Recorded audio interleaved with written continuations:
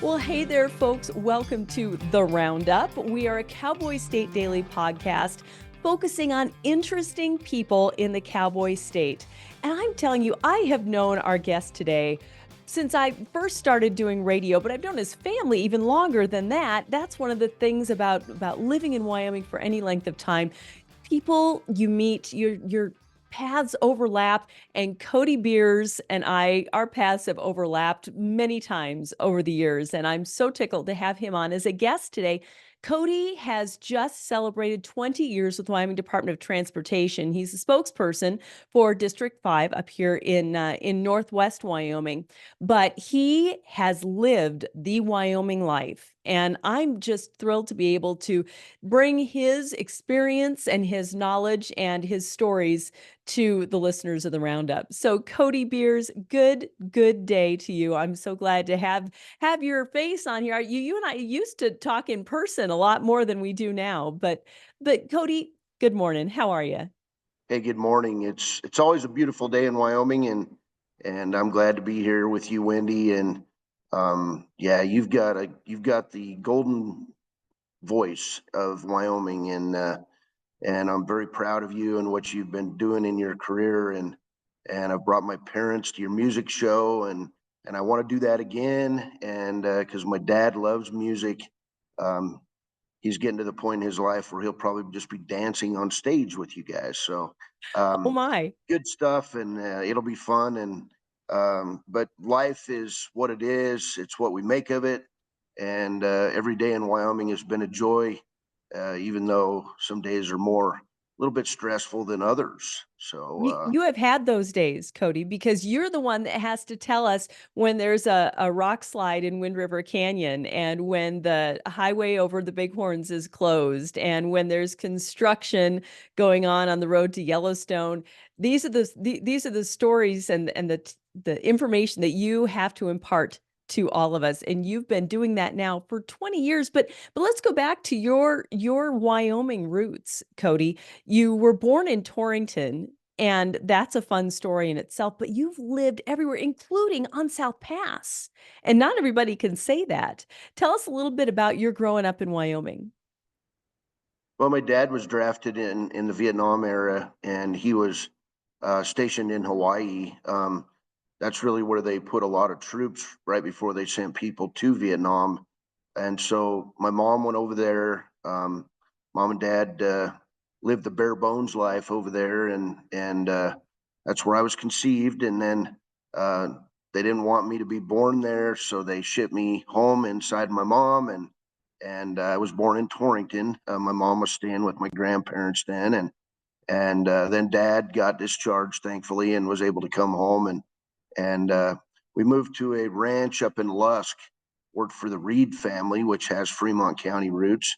Um, and about a year later, my uncle in Lander, who celebrates his 90th birthday this weekend, my uncle Jerry Heckert, was also a WYDOT guy, and he let my dad know about a job on South Pass. And so dad applied, got the job. They threw all of our worldly possessions, probably including my crib, in the back of an old stock truck, and off to South Pass we went. We lived in South Pass for about 9 years. I used to ride a bus 28 miles one way to town to go to kindergarten, and then first, second, and third grade. We moved to Cody when I was in third grade, about 73 or so, and dad became the maintenance foreman at the Wyoming Highway Department in Cody. Um, my mom worked various jobs and then ended up being one of the longest serving employees ever in I believe the bank's called BMO now, but it started out as First State Bank in Cody. It probably had 6 or 7 different names through her career, which was about 30 years. And dad retired. He was a longtime horseshoer until he got bucked off a horse and broke his back. And so then he went into leather work, and his leather work was known region wide for the quality. Um, Made hundreds of cell phone cases back when we had the flip phones, um, and built saddles, did the whole thing. And so we've got an outdoor type family. Our family vacations were spent in the mountains on horseback back in the day. Did a lot of pack trips, went anywhere. We camped everywhere. Didn't really worry about grizzly bears or anything like that back then. I spent a lot of time on my family's ranch down in Lander. Was on a horse much of my early youth, chasing cows up through the Wind River Mountains. Spent a lot of time with my dad and the Bennett family over working on the Pitchfork Ranch. Knew the Turnells well. Joe Thomas runs that ranch now, and he's 1 year older than me, as we both graduated from Cody High School. So we talk to each other. I still love that area a lot. But I ended up in Riverton because a friend of mine told me about a sports job there after I'd gotten out of journalism school. I was working for Bruce McCormick and Cody, who was the longtime publisher of the Cody Enterprise, and Bruce and I remain close friends to this day. And he's been very involved in WYDOT activities, first as a transportation commissioner. Now he's an aeronautics commissioner. So Bruce and I have that connection through all these years, about 35 years. So it's connections really that, and people you know and people you associate with through time, which led me finally back to WYDOT after a 6-7 year newspaper career. And I met my wife in Riverton. We've raised 2 sons. Both of them are married, and we're expecting our first grandchild in August. So very exciting. And life is what it is. You just keep rolling with the punches. And I can't think of a better place to raise a family, to live in all corners of Wyoming. It's just a wonderful place. I think we've gotten a little bit away from what I like about Wyoming. In the end, we can disagree about anything. Wyoming people are famous for disagreeing, but I really like to see our state and our people get back to the point where, yeah, we can still disagree, but at the end of the day, we're all friends and we like each other. We work together, we get along. And I think that's what makes my job work for me, is that, people know where I stand on issues, but we hunt, we fish, we travel together, we talk, we have lunch, and we continue to make those connections, Wendy. And I think that's an important part of being a Wyoming person. We need to Absolutely. get along and work together. And that's exactly right. And that's what's made your life, what a Wyoming life. I mean, you've just hit all of these amazing things in your life. And I think that that is probably the dream of everyone who either wants to live in Wyoming or who has lived in Wyoming, is making those lifelong connections, doing all of the wonderful things that you've been able to do. And yet you've kind of capitalized on those connections in the way that you have got your um, like you mentioned, Bruce McCormick and all of these wonderful people that you have worked with over the course of the years. That's got to make your life in some ways easier and your work easier, because when it comes to all of the reporting that you have to do on Wyoming Department of Transportation issues, it's knowing the people. And tell me about some of the more challenging situations that you've had to kind of mitigate and be that face that everybody talks to and says, "Oh no, Cody, what's going on with this?" What are some of the more challenging situations? Well, one of the jobs that I take on a daily basis with a lot of pride is my work as WYDOT's tribal liaison with the Eastern Shoshone and Northern Arapaho tribes. Um, my Through time and through my career at WYDOT and through my family connections, living on the reservation, my grandparents were ranchers right in the middle of the whole thing. Um, and I learned a lot about people and how to get along with people from my grandpa Albert and my grandma Betty, who were very involved in the reservation community and also in the Fremont County community. And so I developed a connection with a lot of people on the reservation through my life, friends, neighbors, those type of things. And so when WYDOT asked me if I would do this job, I said, yeah, but I'll tell you what, it's always challenging. You're working government to government. You're working on those um, relationships. And one of the advantages I've had is I've also had the opportunity, and as you know, I'm a big sports guy, but I have been for the last 10 years the radio voice of the Wyoming Indian Chiefs and Lady Chiefs basketball teams. And it's just opened so many doors for me relationship wise. Been able to use those relationships to benefit WYDOT and benefit the safety and long-term health of the highways and bridges on the Wind River Reservation. We've done a lot of work out there, fixing fences, fixing pavements, rehabbing bridges, rebuilding bridges that had been damaged to the point where they were not safe. So that's one of the more challenging relationships. But I'll tell you, um, in 20 years, we've seen it all in Northwest Wyoming when it comes to some of the types of things that are happening in Southwest Wyoming in Teton County right now. We've had slides on US 14 in the Bighorns. We've had slides down outside of Lander on Wyoming 789. Also, we've had slides in the Cody area, west of Cody on 14, 16, 20, on Chief Joe Scenic Highway, Wyoming 296. We've had a series of slides up there, and we have several others that we're going to be working on up there. Wind River Canyon, we've had slide issues. We've had the highway trying to slide into the Wind River near the campgrounds and the tunnels in Wind River Canyon. Of course, the falling rock issue that we continue to have on a kind of a more sporadic basis in Wind River Canyon, because we tried to take a proactive approach. Our engineers, we went to a contract, and we've done a lot of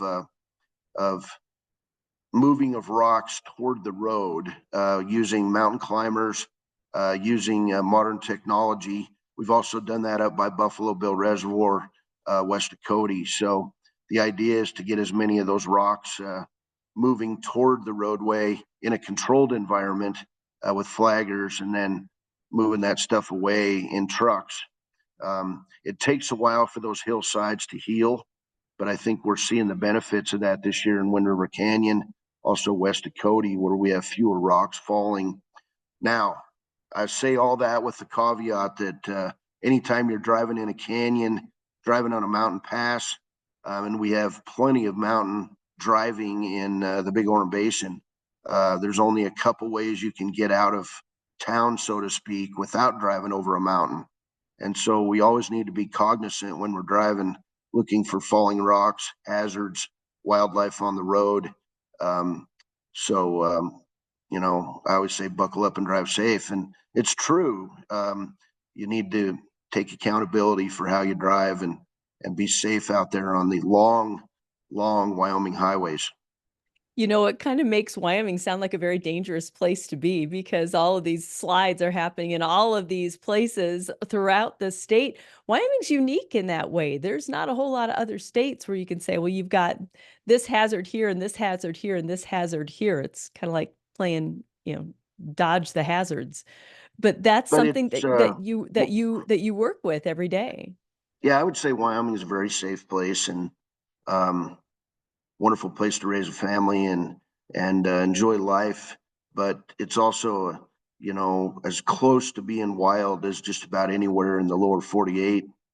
We have very long, Governor Mike Sullivan probably said it best back in the day when he said, we have very long streets in Wyoming, and not very many people. And so it's good to have rest when you're driving. It's good to have the ability to pull over and look at what Wyoming's about. And our tourism department in Wyoming does a great job.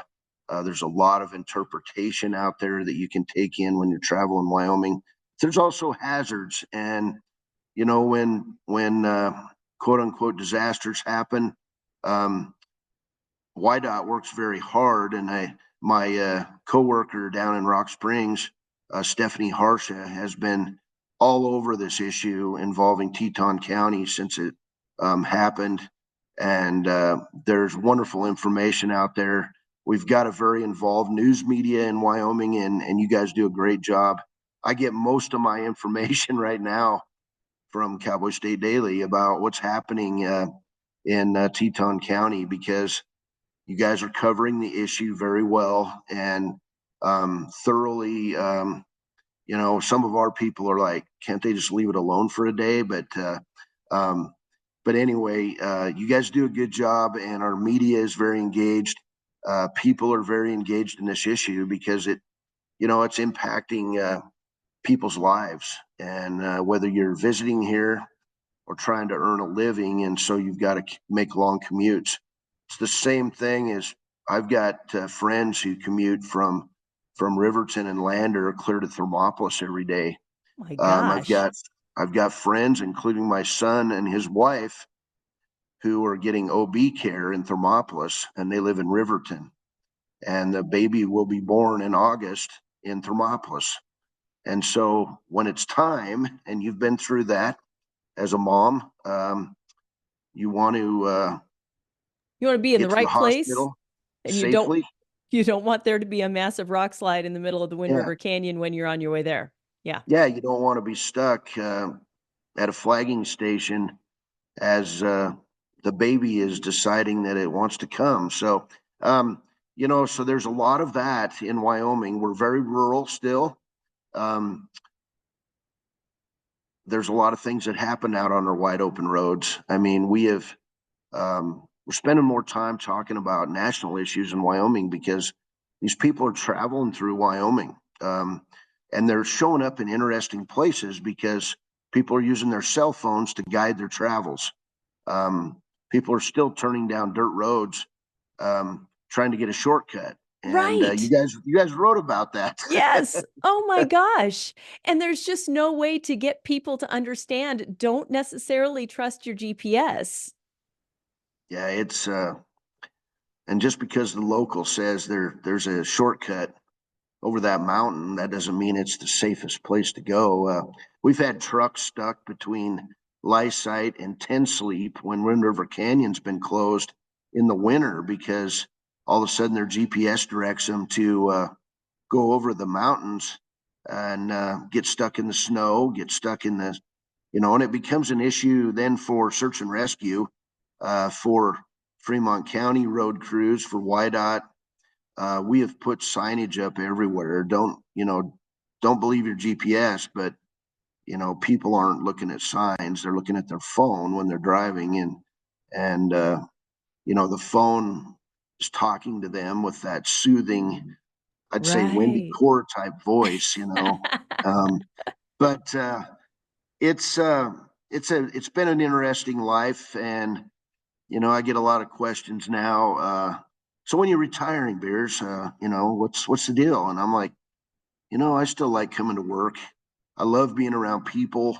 WYDOT has very good people. We have been lucky. Our recruitment efforts are strong. We're seeing our highway patrol numbers go up statewide. We've been able to hire good people on our maintenance crews, engineering crews. We still have openings statewide, but we're very proud of our workforce. We're proud of our new director who's doing a great job for us. He's very involved in this Teton County issue, which is reassuring to people like me who have to go out and speak on behalf of the agency, because that your agency leadership, if you have an issue in Northwest Wyoming, is going to be right there, standing behind your shoulder, providing support, and that's great news for the taxpayers of Wyoming and people who use our highways. Yes, that is. It's so glad to hear that transition has gone well. And you talked about the other things that you do. You've talked about the sports broadcasting. I want to kind of shift off into this sports broadcasting that you've been doing. I think that it's fascinating that we all in Wyoming, we all have, so many of us have two jobs. It's just the way that it works. And not necessarily just because you need the income, although that's most of the case. It's because there's so many wonderful things that there are to do with your life. You can't just stick with your one job.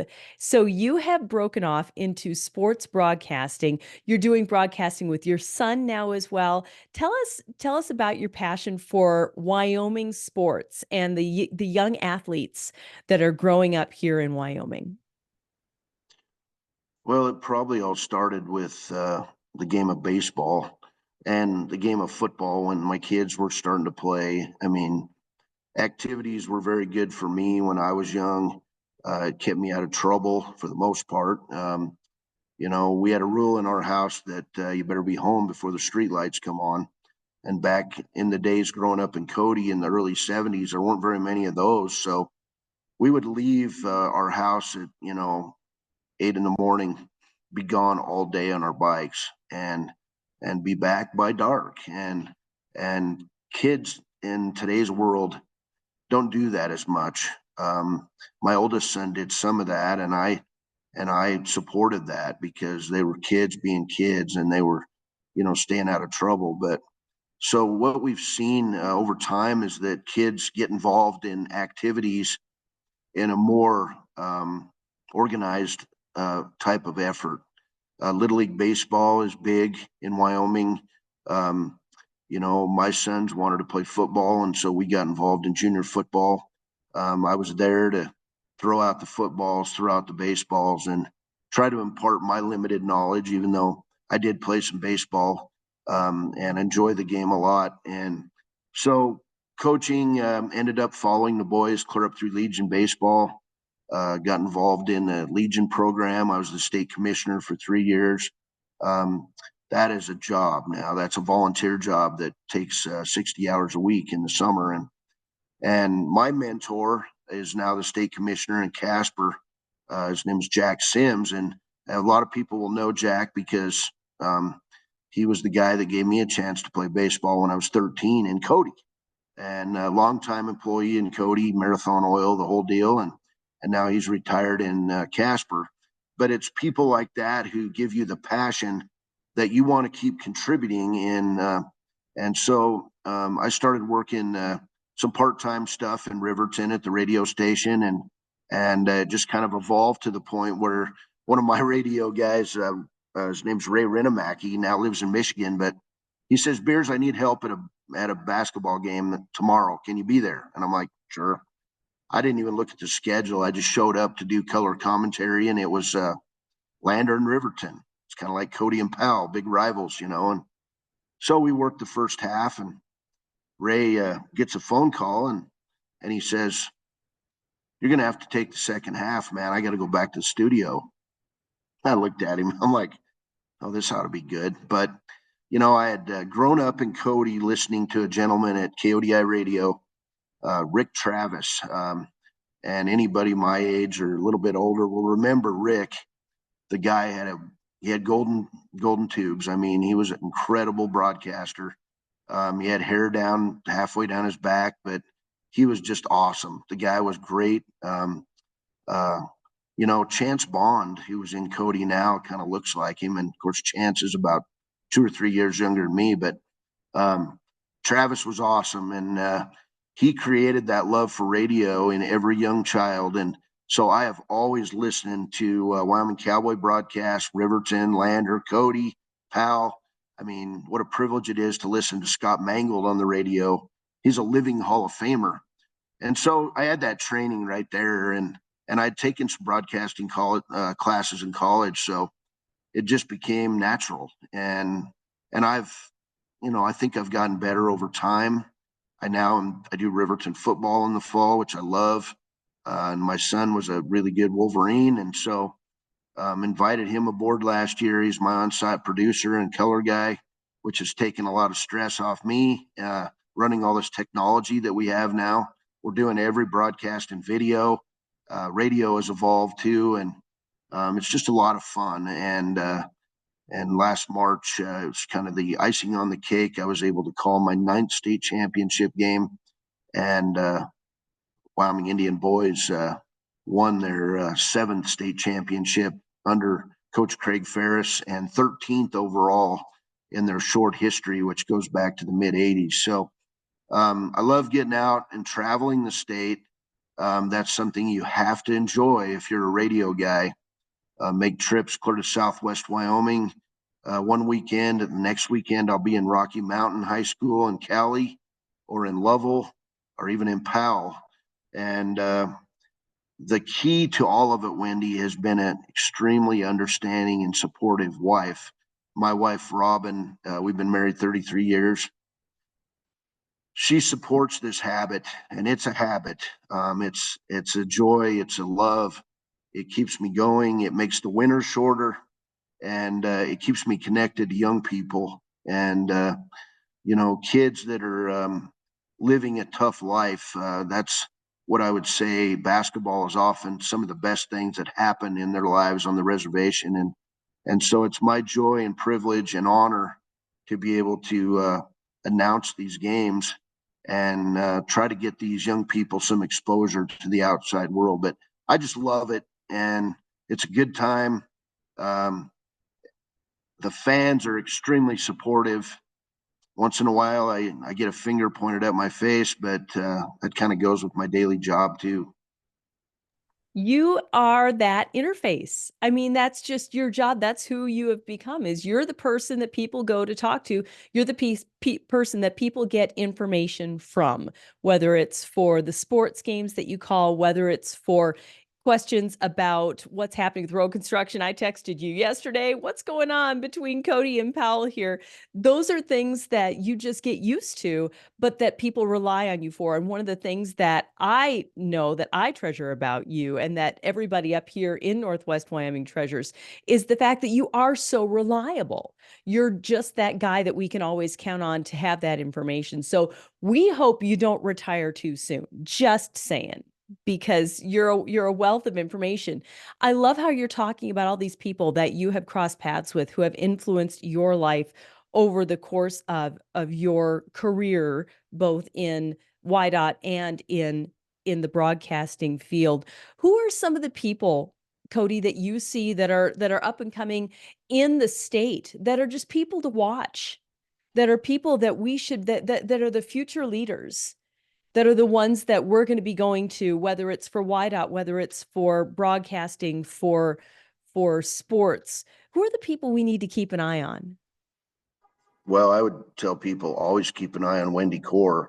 Um, you have your career has fascinated me a little bit because you always hit the ground on your feet and you always better yourself, and those are qualities I think that we have to have in Wyoming. Is we have to be resilient. We have to be able to listen to other people. I think we've lost that a little bit, and I hope that young people um, put down their phones and are able to understand and work together a little bit better as a group. But man, what a fascinating question. You know, there's a lot of youth in this state that wants to be here. Um, I have really enjoyed my working relationship with Cody Mayor Matt Hall. Um, Super listener, a guy that doesn't waste any time getting things done, and he's been a joy. Um, you know, Working with legislators is always an interesting exercise. We do have some young people coming into the legislature.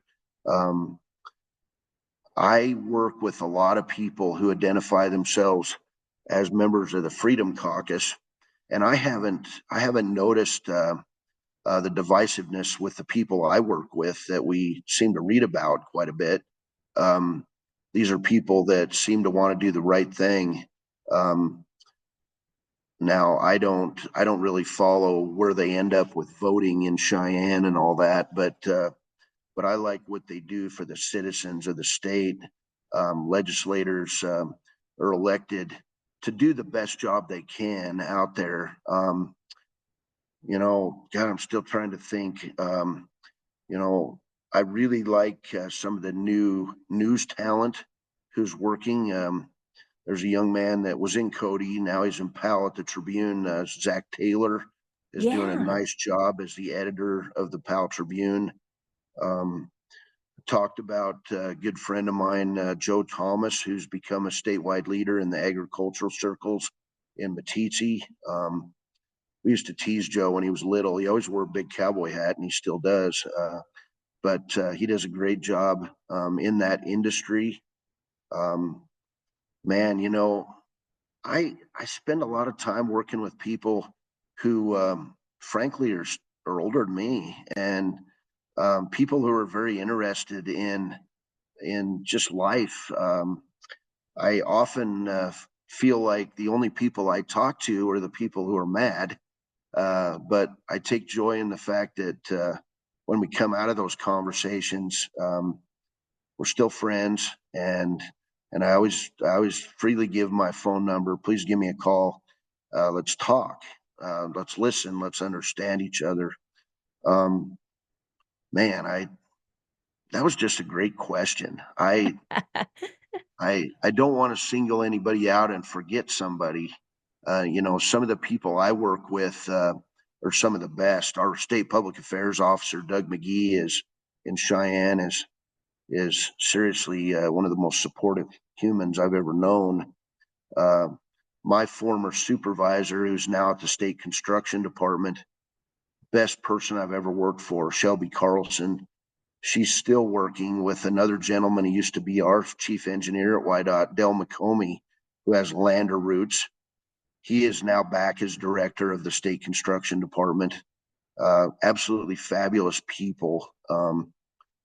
But I could name 300-400 WYDOT people who I think are just outstanding humans. And I think the thing that I love about my job with WYDOT and public service is that we try hard every day to answer every question in a timely manner, whether it's a visitor to the state who is extremely upset about an experience they may have had, say at a rest area. Uh, Rest areas are a whole nother deal. I mean, you just never know what people are going to say to you when they call you about a rest area. Um, but I think I take joy in the fact that we're able to answer those questions and answer them truthfully. Um, I think Jimmy Orr's doing a wonderful job at Cowboy State Daily and producing a product that everybody wants to read. Now, the local radio stations and newspapers are still doing wonderful stuff. One of my favorite people is in Basin. Her name's Barbara Ann Green. She's also Barbara on the Green. I state love Barbara Ann. radio personality extraordinaire back in her day, but now a reporter, chamber director, state parks director, not director, but commission member. We talk weekly. I tease her about living in an alley because her pickup's always parked in an alley in Basin. But just wonderful people that you run into. County commissioners, city council people. Those are people that I rub elbows with a lot. Business people, chamber of commerce people. A person in Cody that I absolutely adore because she's always very responsive. Is Liz Stewart at the Cody Country Chamber of Commerce. She's worked in the background through numerous directors, and she always tells me what's happening or sets me straight on an issue, which I appreciate. So there's so many people like that um, Wyoming is full of leaders, and it's not the people in the jobs as paid leaders that make our state go either. It's the people, um, the guy that's pushing a broom at Buffalo Bill Center of the West, the guy who gives people rides to jobs, the uh, the guy that throws his regalia on and dances every year at powwows across the West. One of my favorites is I'll just call him Dean. That's his name. I grew up with my kids, and he has done so much with his life. He takes care of kids at the Arapahoe school where my wife works. He dances all across the West with his dad and brothers, and he's just he's just a true leader among young men. And these are people that are going to help Wyoming persevere into the next generation. Cody, that is just a fan. I had no idea when I tossed that question out, the wealth of really great names and ideas that were going to come out of that. We're about out of time, sadly, but this has been a really, really fun conversation. Cody, in a nutshell, I'm going to ask you a work question here. Okay. And what are some of the things? The Bighorn Basin is such a crossroads for tourism. What are the construction questions? What are the construction areas we need to watch out for as we are traveling through this part of the state coming up in the next few weeks? Well, it's a relatively quiet year in Northwest Wyoming for construction.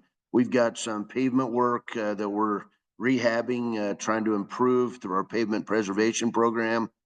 We've got some work on bridges down between Thermopolis and Worland. We've got some construction going on right now. Delays on all these projects, 20 minutes or so. We're going to be chip sealing over in Buffalo Valley in Teton County, north of Jackson. We've got chip sealing going on up by Bull Lake, which is up by Diversion Dam west of Riverton on 26287. But a lot of our summer projects this year are going to wrap up early. So the second half of the summer, is probably starting in late July. It's going to be free sailing out there, so to speak. But what I would tell people is that, despite the wide open roads, there are speed limits and people need to slow down. People are not slowing down at all. And what I can tell you is that the highway patrol is just about full in Northwest Wyoming. We've got all of our officers, and we could be funding education at record high levels if people don't slow down. I mean, we've got speeds out there. I get passed every day. I'll be going, 71 or so, and people pass me like I'm standing still on the road, and it's like, whoa, what is going on? And it's Where's the everywhere. trooper when you want them to be there? People are in a hurry, and we are all in a hurry. We have fewer minutes in the day, it seems like, even though there's still 24 hours in a day. We're all in a hurry to get from one point to another. So I would say slow down. Our seatbelt numbers are still about 80, low 80% statewide. Those are the locals I'm talking to now. These are the locals, and the people who look at your podcast. Buckle your seatbelt, damn it. I mean, I've been saying this for years. Buckle up, and you can save your life.